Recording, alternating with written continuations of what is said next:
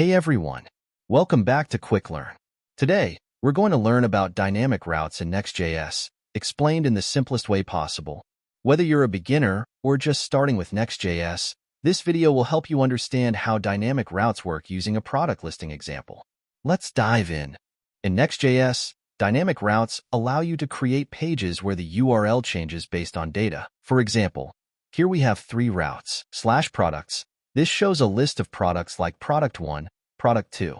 Next is /products/ID. This is a dynamic route that shows details for a specific product based on its ID. And the last is /products/1.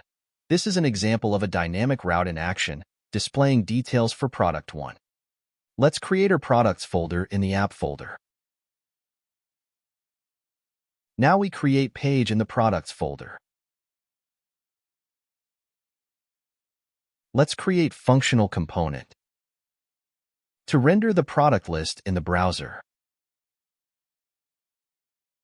Write product list in h1 tag and product 1 and product 2 in h2 tag.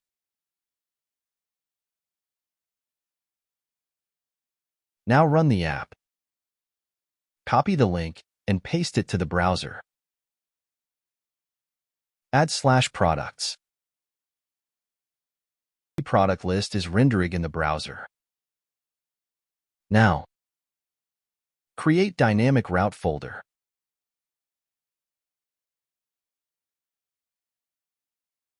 And inside it, create page file. This is a functional React component. The product details function takes a params object as a prop. This params object is automatically provided by Next.js and contains any dynamic values from the route. When we visit localhost 3000/product/1, the page will display details 1.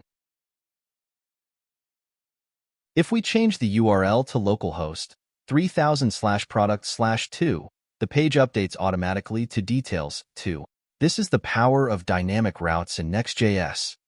And that's it for today's video. We've just covered dynamic routing in Next.js, a powerful feature that makes building scalable web applications a breeze. With just a few lines of code, we've created flexible routes that handle dynamic data like product IDs effortlessly. Thanks for watching. Happy coding!